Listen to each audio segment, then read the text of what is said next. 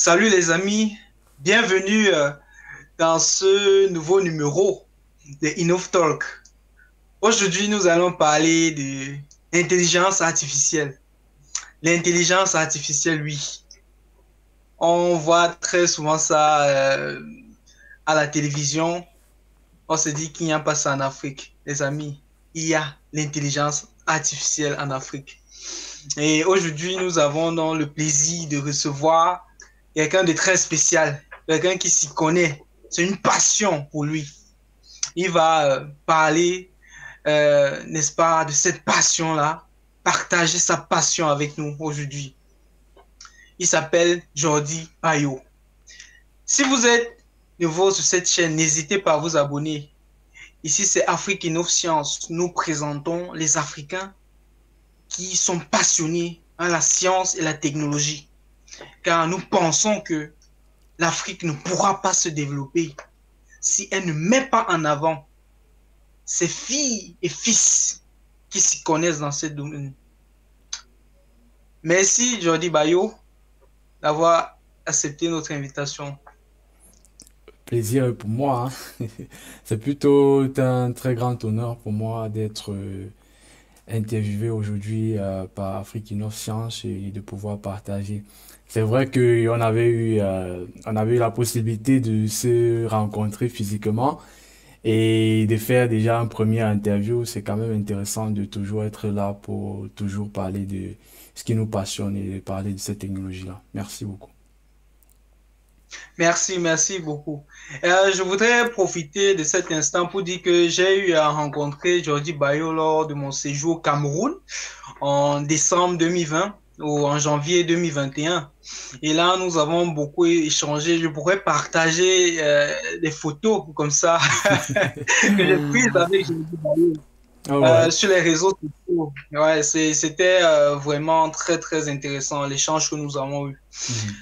Jordi Bayo, qu'est-ce que tu peux dire à celles et ceux-là qui ne te connaissent pas? Qui es-tu? Ok.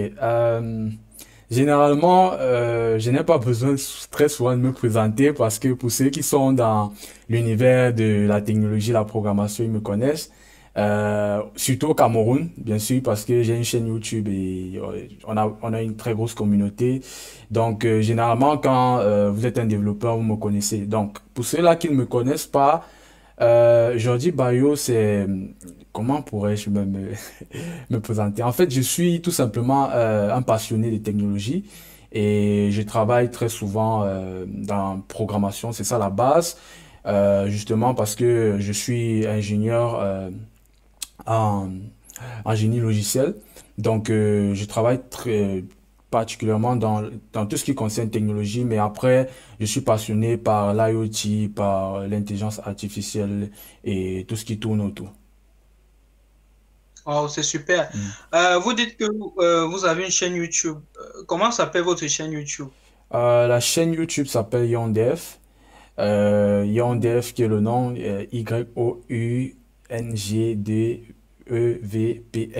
YonDev aussi qui va bientôt lancer plusieurs produits parce qu'on a l'intention aussi, en passant aussi, je suis aussi start-upper, on a aussi l'intention de lancer parce qu'on est en train de travailler sur un produit qui va sortir prochainement. Il s'agit d'un premier e-commerce pour vendre tout ce qui est produits technologiques, donc c'est-à-dire les PC gamers, les casques gamers, tout ce qui est produits électroniques aussi pour ceux qui veulent faire de l'IoT, des systèmes embarqués et tout ça, et qui n'ont pas le matériel au Cameroun. Donc c'est très souvent c'est un très gros problème. Donc on a envie de vendre ces choses-là et d'avoir une plateforme qui facilite ça pour nos chers frères, que ce soit étudiants et tout ça, qui puissent avoir la main mise sur le matériel en fait.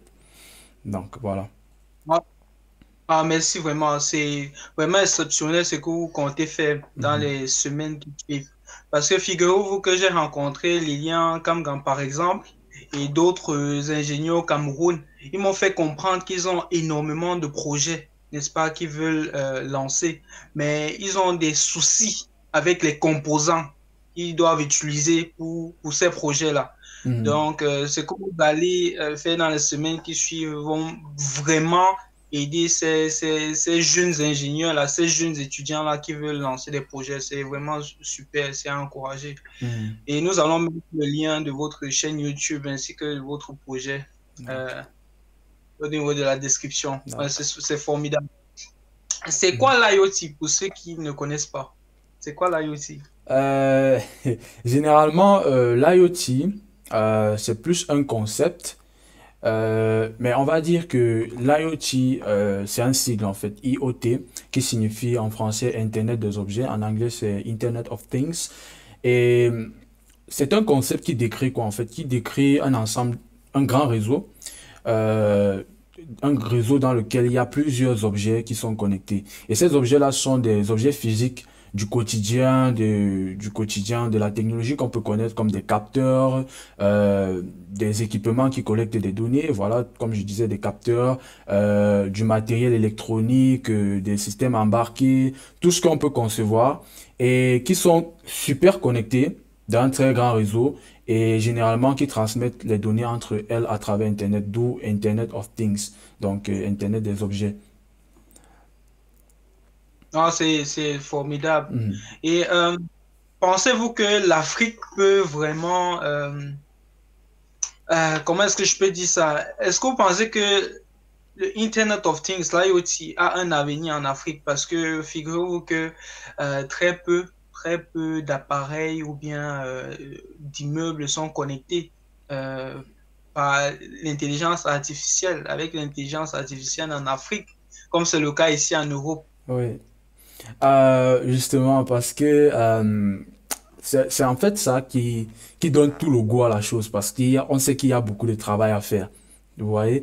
Donc, il y a beaucoup de travail à faire. C'est pour ça que nous, on se positionne et on croit fermement, parce qu'on a une communauté, Cameroun IoT Community, on croit fermement que le développement va se passer par ça. Si on prend l'exemple de la Chine, en fait, l'IoT aujourd'hui nous permet d'avoir un développement concret. Donc, parce que généralement, quand les politiciens et autres, sur la toile, les gens vont parler de technologie, ok, il faut le développement technologique, mais on ne voit pas en fait.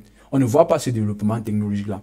Je vais prendre le cas, un exemple d'un gars qui a fait un projet très intéressant, sauf que lui, il est au Nigeria et il est dans notre communauté camerounaise. Et lui, il a travaillé sur un projet qui consiste à connecter chaque utilisateur, donc chaque maison, chaque foyer familial et tout, de pouvoir connecter leur système électrique et de pouvoir le monitorer partout. Donc ça, c'est un exemple palpable de ce qu'on appelle l'IoT. Donc en fait, au niveau électronique, on a tout ce qui est électricité à la maison, connexion de vos différents équipements que vous avez à la maison. Et ensuite, lui, il vient avec son kit qu'il a programmé, qu'il a conçu, et on va venir installer ça dans la boîte d'alimentation de votre maison. Et de là, vous pouvez connaître à n'importe quel moment, même si vous n'êtes pas à la maison, si vous êtes sorti de la maison, si vous êtes dans une autre ville ou dans un autre pays, de pouvoir connaître que voilà, à tel moment, j'ai par exemple le fer à repasser qui est branché, ou j'ai le frigo qui est encore allumé, et je peux décider de l'éteindre à distance et tout ça. Et ça, c'est vraiment l'exemple que la Chine nous montre en fait. La Chine, parce que quand on regarde le développement de la Chine aujourd'hui, c'est vraiment avec l'IoT. Parce que vous voyez, dernièrement, j'étais en train de regarder une dernière tech qu'ils ont chez eux qui permet, par exemple, de te reposer quand tu es dans un aéroport. Imagine en attendant ton vol et tout. Tu peux prendre, par exemple, 15 yuan que tu payes directement même par reconnaissance faciale. Donc ça, c'est de l'intelligence artificielle. Tu payes par reconnaissance faciale et il y a une sorte de box cubique qui va s'ouvrir. Et quand la box s'ouvre, il y a comme ça plusieurs boxes. Donc tu viens, si la box est vide, tu entres dans le truc. Et puis à l'intérieur, il y a un truc confortable où tu peux te coucher. Vraiment, tu as ta télé, tu as le climatiseur et tout. Donc c'est vraiment bien. Donc c'est comme un œuf dans lequel tu peux te reposer pendant 2 ou 3 heures et à l'heure de ton vol, ça va te faire une certaine notification ou l'alerte pour te dire, ok, ton vol est là et puis tu peux sortir. Donc, c'est tellement beau à voir et c'est sur ce genre de trucs-là qu'il faut miser. C'est des choses que même aux États-Unis, même en Europe, ça n'existe pas. Donc, c'est des trucs qu'on sait qu'on peut faire, mais donc l'implémentation réelle n'existe pas encore. Donc on sait, on a des modèles 3D, on a des vidéos qui montrent comment on peut faire des choses, mais réaliser la chose, c'est ça vraiment le challenge. Vous voyez. Donc nous on pense fermement que l'Afrique Le développement va donc se passer par ça. Donc, il s'agit de concevoir tout ce type de système. C'est pas forcément ça, mais il y a beaucoup d'autres choses qu'on peut concevoir. On est dans un univers où il y a beaucoup d'opportunités et c'est vraiment intéressant. C'est vraiment intéressant. Waouh, c'est vraiment, vraiment intéressant. Mhm. En écoutant ce que tu dis, on se rend compte que l'intelligence artificielle emmène l'homme à repousser ses limites, repousser ses limites. Bien qu'on ne peut pas encore matérialiser la chose, on peut façonner en 3D sur ordinateur et puis commencer déjà à rêver, quoi. C'est Oui, oui, vraiment oui, super. oui, oui. Ouais. Et je pense aussi que l'Afrique doit se développer avec l'union, donc en Mhm. travaillant les uns avec les autres. Tu as dit quelque chose qui a attiré mon attention, qu'un Nigérian est dans la communauté camerounaise de l'IoT. Oui, oui. J'avais déjà entendu parler de la communauté camerounaise de l'IoT, mais je ne pouvais pas imaginer qu'il y Mhm. avait des étrangers à l'intérieur. Donc Mhm. cela montre que la communauté, certes, porte le nom Cameroun, Mhm. mais vous ne fermez pas vos Justement, portes, justement. vous laissez, n'est-ce pas, d'autres Africains venir Mhm. proposer des solutions pour qu'on puisse avancer ensemble.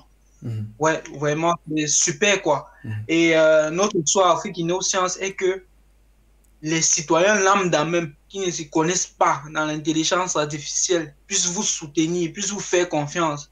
Parce que si un Africain peut produire quelque chose en 3D et puis il met sur les réseaux sociaux, notre souhait est que cet Africain puisse avoir le même soutien, la même admiration, comme c'est le cas lorsqu'un Chinois met une vidéo sur le net et tout, qu'on Mhm. puisse aussi reconnaître que les Africains sont capables de faire des choses. Mhm. Ah, c'est vraiment super, Oui, oui. du courage, du courage. Justement, justement, ça me permet de retomber sur le fait qu'il y a de la valeur, il y a des gens qui maîtrisent. En fait, le problème, c'est que généralement en haut, donc quand je dis en haut, c'est les gens qui sont en haut, généralement on pense que, généralement on pense que on n'a pas de talent en Afrique. Oh, c'est très mauvais de penser comme ça. Parce que au quotidien, moi, je côtoie des personnes qui sont très forts, qui font des trucs extraordinaires, mais à un dernier moment, qui n'ont pas, peut-être pas les moyens ou quand je dis moyens, c'est pas forcément financier, c'est tout type de moyens, encadrement et tout, qui leur permettent de pouvoir hisser le projet à un niveau assez haut en fait. Moi, j'ai vu une personne qui m'a fait une proposition de le rejoindre dans un projet qui consistait à faire quoi grâce à l'IoT de pouvoir résoudre par exemple le projet d'Indocoti et il m'a expliqué tout un plan stratégique. Donc l'IoT aujourd'hui, si on prend par exemple, je peux prendre quelle ville dans le monde. Euh, Si on Mhm. prend par exemple certaines villes chinoises ou certaines villes asiatiques, parce que vraiment là on est dans le cœur des villes les plus développées en termes d'IoT, les villes les plus intelligentes.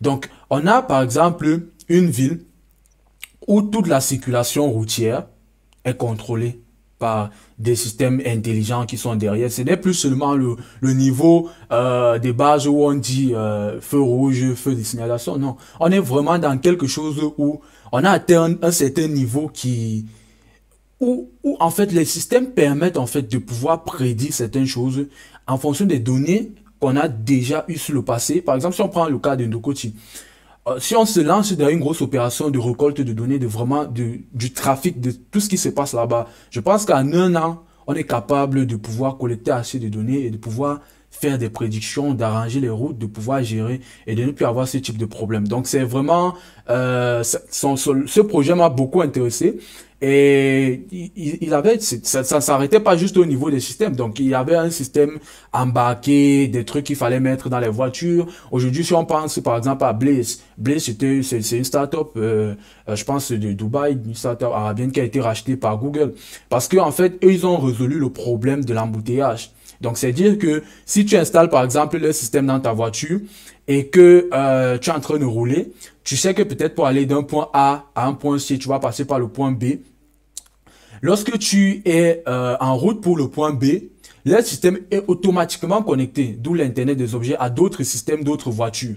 Donc lui, il est capable de te dire que non, mais si tu prends la route B, il y a trop d'embouteillage là-bas, essaie de prendre plutôt le raccourci C.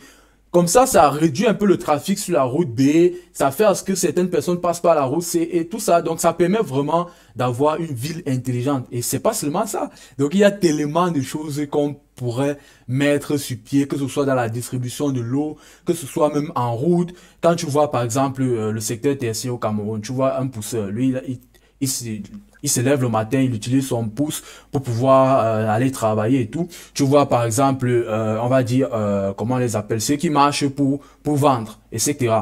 Mais on peut imaginer un système, on met un système sur pied où quand tu te lèves le matin, si tu es peut-être un toc-toc et que tu dois arranger les chaussures des gens, tu peux, par exemple, avec ton système le matin, savoir que dans telle région ou bien dans tel quartier, il y a 3 toc-toc qui sont allés. Donc moi, je pars plutôt dans tel quartier parce que tu vas avoir plus de marchés là-bas. Donc il y a tellement de trucs évidents.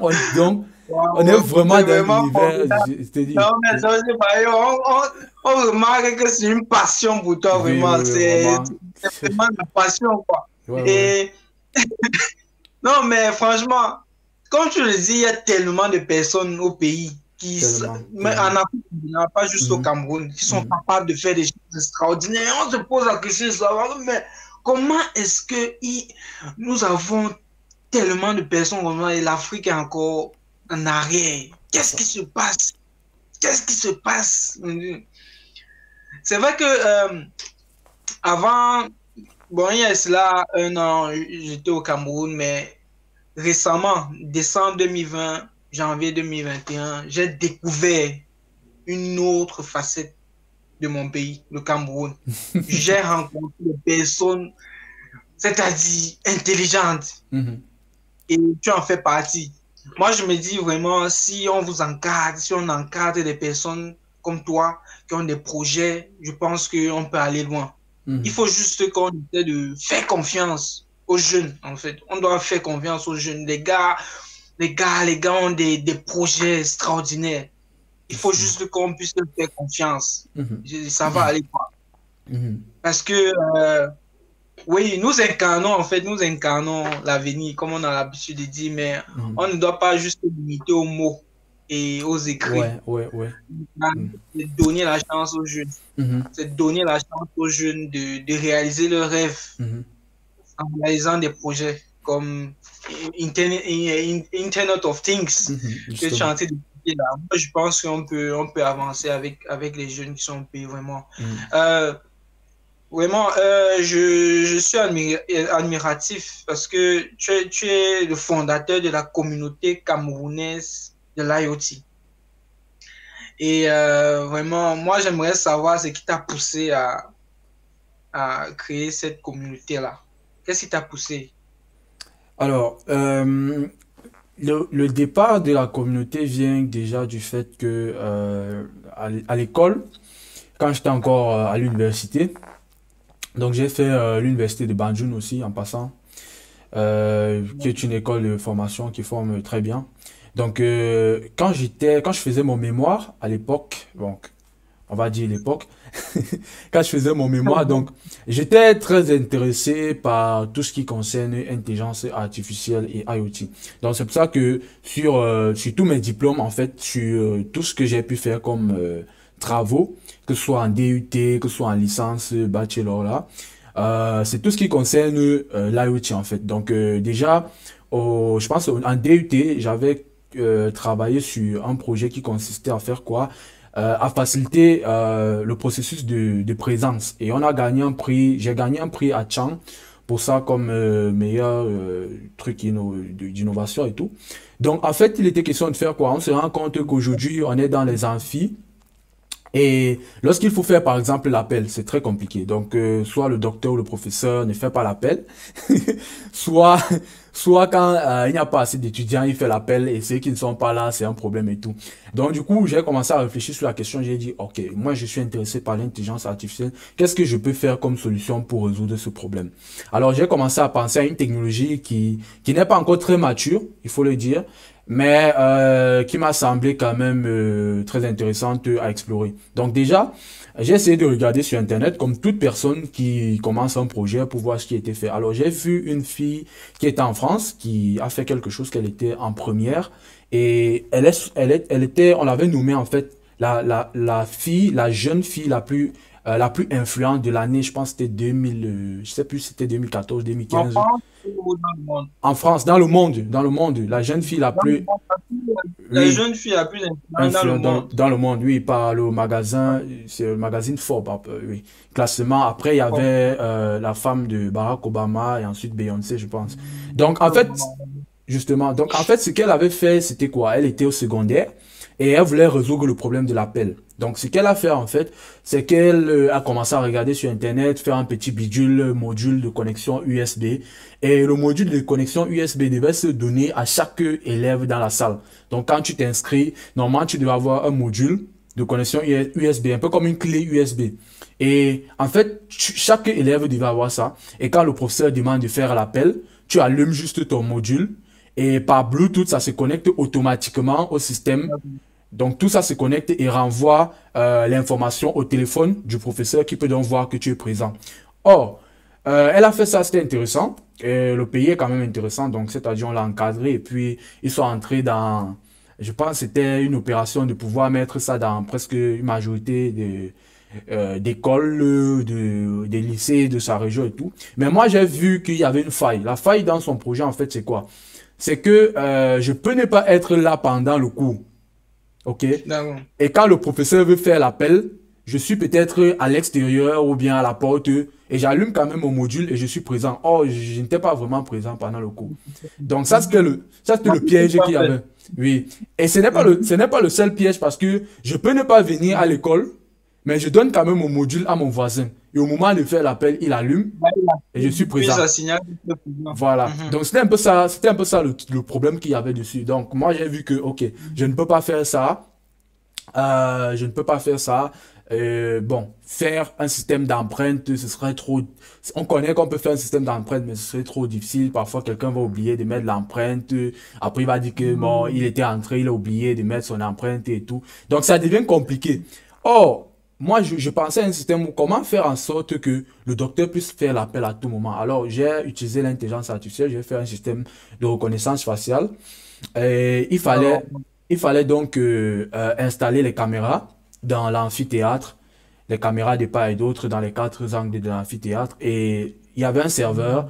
Le serveur devait recevoir toutes les requêtes en fait. Donc quand tu t'inscris à l'université, normalement, dès que tu passes le concours, parce qu'on entre là-bas avec le concours, donc quand tu passes le concours, tu as un matricule. Donc c'est ton identifiant unique pour l'école. Donc mais est-ce que c'est biométrique?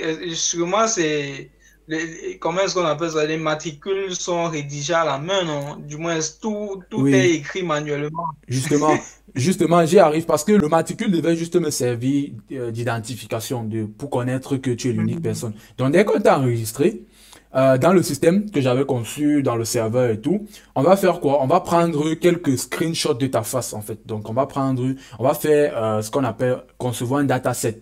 Donc, on va filmer ta face, prendre tous les modèles 3D de ta face et tout, stocker ça sur le serveur et ça, il faut faire ça pour D'accord. tous les étudiants. Donc, on a fait pour tous les étudiants comme Mhm. ça veut dire que le système qu'on a mis en place pour la reconnaissance faciale peut donc connaître tous les étudiants. Que tu sois dans la cour, on peut connaître que tu es passé dans la cour. Que tu sois dans quel bureau, on peut savoir que tu es passé. Donc, il y a une certaine traçabilité. Donc, du coup, le système était tout simple. Maintenant, chaque professeur devait juste installer l'application mobile. Et pendant le cours, même s'il veut faire l'appel 100 fois, s'il veut connaître 200 fois qui est là, il peut juste cliquer, faire l'appel. Et les caméras devaient reconnaître tous ceux qui sont dans la salle et renvoyer la liste des Mhm. présents sur son truc. Donc ça fait que le professeur peut faire l'appel sans même dire aux étudiants. Personne ne connaît même qui fait l'appel. Tu vois? Donc il peut faire l'appel à Alors, n'importe quel moment. Donc c'était un projet donc, assez cette intéressant. innovation qui t'a permis de gagner le prix là, quoi. Le prix Ah, Latchon, c'est ça. oui, justement. Ou Bon, bien, c'est pas autre chose. C'était pas, bon, on va pas dire que c'était pas vraiment un prix, mais en fait, dans l'université de Chang, qui regroupe plusieurs autres écoles, il y a une sorte de compétition qu'on fait de façon annuelle pour voir les meilleurs projets de l'année D'accord. précédente. En fait, c'est au début d'année qu'on fait ça et c'était vraiment un plaisir de Et saluer le recteur. un projet, par exemple, est-ce que euh, on fait, comment est-ce que je peux dire ça? Le projet qui gagne, par exemple, le Mhm. prix, est-ce Mhm. que les autorités, peut-être de l'université, font tout et tout pour que ce projet puisse voir le jour? Ou bien ça reste juste là au niveau du prix et puis, bon, rendez-vous l'année prochaine. Alors, là, c'est intéressant. Déjà, il n'y a pas de prix, ok? C'est plus un truc Bon, que... en fait, un prix, du moins c'est une reconnaissance en fait. Oui, Est-ce qu'on oui, on se dit à la reconnaissance et puis rendez-vous l'année prochaine pour une autre voilà, reconnaissance? justement, c'est que pendant l'exposition en fait de tous les projets, quand le recteur est arrivé sur mon projet, il était avec le préfet de la Maine-Noire et tout. Donc ils m'ont salué et puis c'était intéressant. On disait que voilà, quand le projet est assez intéressant comme ça et qu'il est sélectionné, il va falloir rédiger tout un truc qu'on envoie au rectorat pour que le projet, je sais pas, oui, justement, je ne sais pas ce qu'ils avaient l'intention de faire, mais mon idée, c'était que ça soit quelque chose qui soit concrétisé, qu'on puisse utiliser. C'est vrai, le système n'était pas fiable à 100%, mais si ça devient, à partir du moment où ça devient un projet où on dit, OK, ce projet est intéressant, on va l'utiliser à l'université, voilà, on se met là-dessus, on cherche d'autres développeurs et on essaie de rendre la solution un peu plus stable et tout, donc et de rendre le projet parfait. Donc, on avait demandé d'envoyer certains documents liés au projet à celui qui a fait et de l'école dont il vient. Donc je suppose que ça a été fait par le département et tout. Bon après c'est Bon, parce qu'il après ne s'agit pas que de toi, hein. Sûrement, bon, les projets des années antérieures justement sont passés comment? même Même processus les je projets suppose. qui ont eu beaucoup de sens l'année suivante ou les années suivantes Je pense que c'est le sont même passés comment? je pense que c'est le même processus. Et vous-même, qu'est-ce que vous avez fait, du moins ceux qui ont bénéficié de cette reconnaissance, là, comme toi par exemple, qu'est-ce que Mhm. tu as fait à ton niveau pour que ça puisse être concrétisé? Est-ce que tu as fait des appels d'offres, je sais pas moi, à l'extérieur et tout? Est-ce que tu as euh, initié un fundraising, un truc comme ça là? Parce Euh, que c'est resté juste à la main. mhm. Des Camerounais, même peut-être qui sont, je sais pas moi, en Chine, en Allemagne, qui peuvent te soutenir, ou bien les Africains en général, n'auraient, non, peut-être jusqu'à ce jour, ils n'ont même pas encore entendu parler de ton projet. Donc, qu'est-ce que toi, tu as fait à ton niveau? Alors c'est intéressant parce que ça c'est vrai. Déjà que le projet de DUT c'est un projet académique. Donc c'est un projet qui reste Mhm. dans le cadre académique. Je sais pas si on a la capacité de faire du business avec ça, mais après c'est possible parce que personne n'a limité le côté technique. Donc c'est possible de faire du business. Je pense qu'à mon niveau, quand je le faisais, c'était plus pour l'école. Je le faisais plus pour aider en fait. C'est même pas, on demande pas l'argent pour ça en fait. C'est juste je me disais la technologie est bien, ce serait quand même intéressant si on avait un truc pareil. Donc, je Mhm. voulais le faire dans le cadre, je le faisais dans le cadre académique. Et c'est vrai qu'après ça, je n'ai pas voulu me mettre là-dessus parce que s'il faut ramener le projet à un projet d'utilisation en entreprise, ça revient de faire l'appel en entreprise. Donc ça revient par exemple à modifier un petit peu le projet et peut-être de mettre, au lieu de mettre les caméras dans les salles, de mettre juste les caméras peut-être à l'entrée pour voir tous ceux qui sont entrés à quelle heure. Par exemple, il est ressorti à quelle heure, il est rentré du travail à quelle heure. Donc ça pourrait être intéressant avec un système biométrique d'empreinte. Ça pourrait être intéressant, mais disons que le projet, je l'ai fait plus dans le cadre, plus dans l'optique d'académicien. Donc après, il n'y avait pas forcément toute la maturité de dire que, bon, ok, je suis à tel niveau avec le projet, qu'est-ce que j'en fais et tout et tout. Donc, Nous pensons que la maturité là est déjà là. Parce que quelques années plus tard, il faut mhm, cette maturité là pour concrétiser l'académie à l'entrepreneuriat. Parce que oui, c'est cet entrepreneuriat qui va nous permettre de faire émerger, du moins, l'Afrique, quoi. justement, De voir justement. l'Afrique développer. Mhm, Parce qu'on ne va pas juste se limiter aux connaissances théoriques mhm, et puis tout ce qui est académique. et tout, Il va ouais. falloir qu'on puisse convertir cela en En entrepreneuriat. entrepreneuriat, Et puis, on justement. vend aussi à notre tour notre technologie. On ne va pas juste se limiter au café, à la banane et le Mhm, bois. mhm. Mhm. Et On parlant, doit voir aussi. Oui. Mhm. et parlant donc de ça, c'est en fait le problème. Donc, parce que quand tu fais quelque chose qui a plutôt une visée académique, après c'est dur de le commercialiser parce que le seul client que tu vises, c'est l'État. Et l'État ne prend pas une décision comme ça n'importe comment. Donc, c'est là où, c'est là où en fait le cadre dont tu parlais est très important.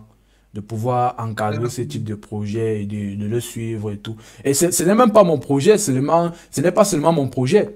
C'est pour tous les projets qui sont faits dans les universités. Moi, je pense que on fait beaucoup de trucs, mais après, tu vois, les gens font des projets intéressants, ils connectent des données, ils travaillent sur des trucs extraordinaires.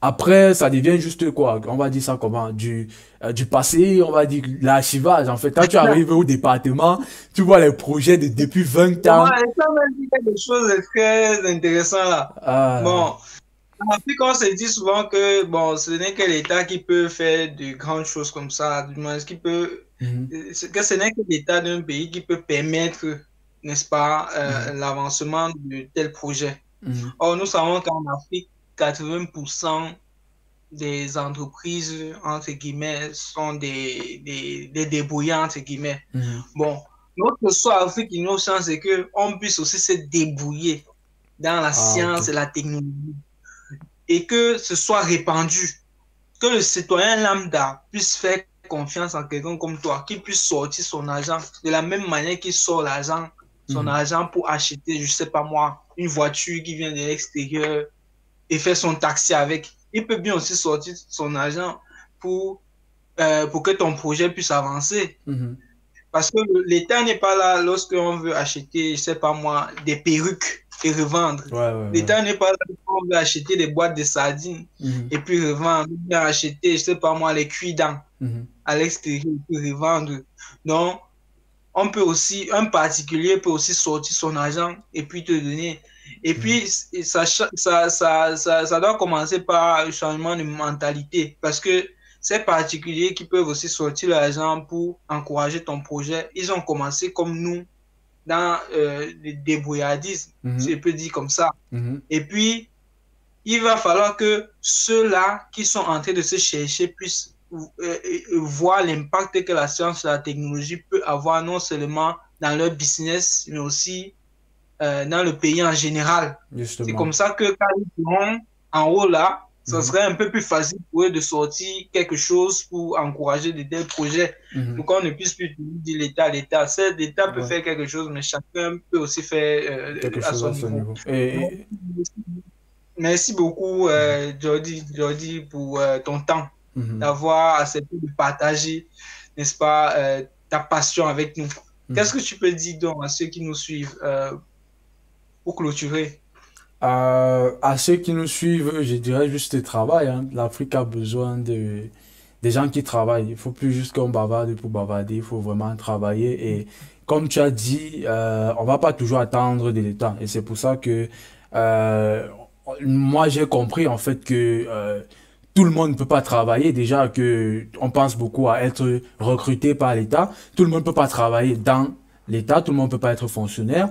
Et déjà, si tout le monde ne peut pas être fonctionnaire, ça veut dire qu'il faut développer, c'est vrai, on est dans le secteur tertiaire, mais il faut développer quand même des business, comme tu as dit, qui sont quand même dans la science et tout. C'est pour ça que tu vas voir que lorsque tu as compris ça, et puis nous, on essaye de travailler, de mettre des trucs sur pied qui n'ont carrément rien à voir avec on va dire avec l'État, si on peut dire ça comme ça, mais d'une façon ou d'une autre, nous sommes liés, qui n'ont carrément rien à voir parce que là, par exemple, sur un dernier projet IoT que nous avons travaillé, il y en a des tonnes de projets sur lesquels on travaille. Et on a essayé de participer à un concours du MIT de cette année et nous sommes en cours, nous sommes en train de voir comment ça s'est passé. Donc, on Beaucoup essaie de de courage, travailler. beaucoup de Merci courage beaucoup, à merci toi et à beaucoup, ton- Nous merci savons beaucoup. que vous allez gagner. Intéressant, vraiment. Donc, voilà, beaucoup de Merci. travail, beaucoup de travail. Il faut travailler. Merci à tous d'avoir regardé cette nouvelle, n'est-ce pas, émission de Innov Talk. Nous espérons que vous avez apprécié. N'hésitez pas de vous abonner pour ne pas manquer nos prochaines vidéos et découvrir des personnes formidables comme Jordi Bayo. Écoute, Ciao, à la c'était... prochaine. Ouais, à la prochaine.